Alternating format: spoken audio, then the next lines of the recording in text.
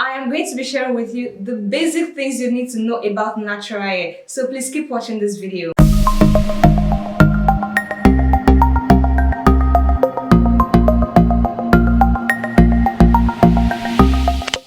Hey guys, welcome back to my channel. My name is Adidui, and if this is your first time of watching me, you are absolutely welcome. So like I said earlier, I'm going to be sharing with you today the basic things you need to know about your natural hair, and you can also consider this video as an easy wash day routine for natural hair. So please keep watching this video. So the first thing I'm going to be talking about is shampooing your hair. Shampooing is basically washing or cleansing your hair to get rid of build-up of oils from your hair, so that every other product you apply to your hair can penetrate your hair well without any barriers.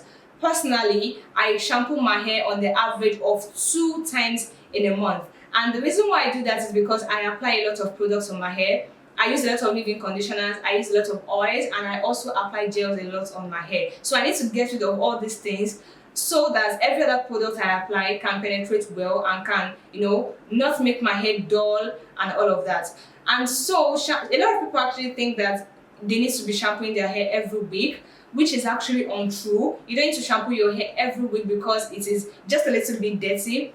A better option is actually co-washing, which is going to be my next point.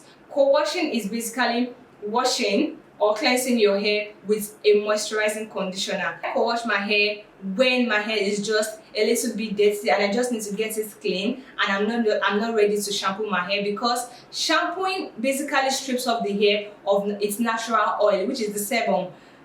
Because a lot of shampoos that are in the market today contain sulfur, and sulfur actually dries out your natural hair, and you don't want that. You still want that oil in your hair. Okay, so co-washing is actually a better option to shampooing your hair. Instead of shampooing your hair every other day, you can just co-wash your hair. You can just wash your hair with a conditioner. It will still give you a mild cleansing.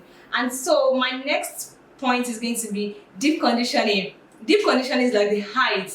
What am I saying? Deep conditioning is the height of natural hair care practices.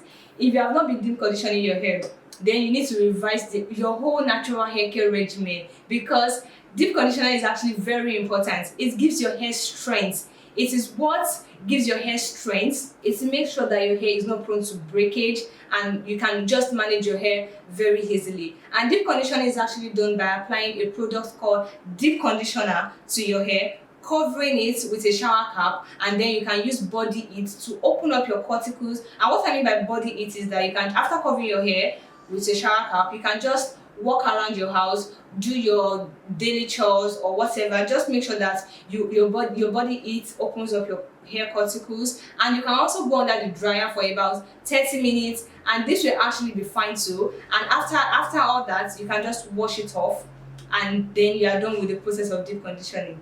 So deep conditioning contains basically the nutrients that your hair needs to thrive. So deep conditioning is actually very important. You need to include deep conditioning into your hair care practices. If you have not been doing that, then you need to do so. Okay, so the next thing I'm going to be talking about is moisturizing and sealing. A lot of people think that oils are moisturizers. You see some people trying to sell you a product, trying to sell you oils like olive oil, coconut oil, and they tell you that this is a moisturizer, it moisturizes your hair, it moisturizes your skin. This is untrue. Oils are not moisturizers. Oils are sealants, and I'm going to get to that. But first, a moisturizer is actually any product that adds moisture to your hair. And your hair, your natural hair, actually needs moisture for it to be healthy, for it to be strong, so that it won't be prone to breakage, it won't be dry, and it won't be brittle. So you need a moisturizer. A moisturizer can be as basic as water, and it can also be any water-based leave-in conditioner. So you apply this to your hair, so your hair is healthy and all of that. And after moisturizing comes the sealing. A sealant is actually a product that is applied after moisturizing your hair to lock in the moisture into your hair cuticles, so the moisture can last longer in your hair. And that is the job of oils. Oils are sealants. They protect the moisture in your hair. Let me just put it like that.